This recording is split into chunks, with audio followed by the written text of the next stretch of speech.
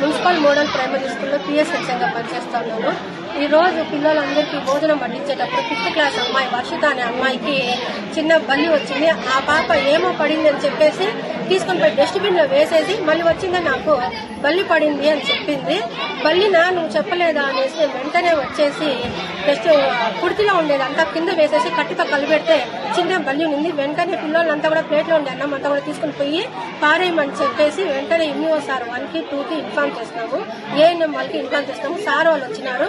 అంతలో half day school కాబట్టి parents అందరూ ఒక్కొక్కరు వచ్చినారు. దాంతో వాళ్ళు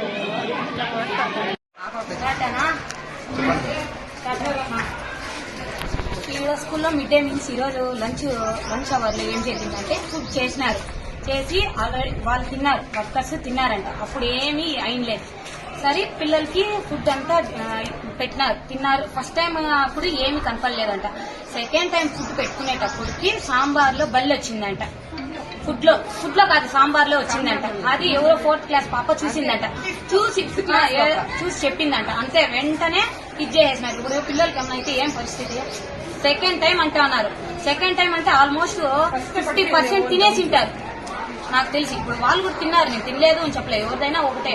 ఎంత నమ్మకం ఉంటే ఈడ వదులుతాము. 24 అవర్స్ అంటే వన్ డే 24 అవర్స్ అంటే తల్లిదండ్రుల దగ్గర కంటే కూడా ఈడే ఎక్కువ ఉంటారు.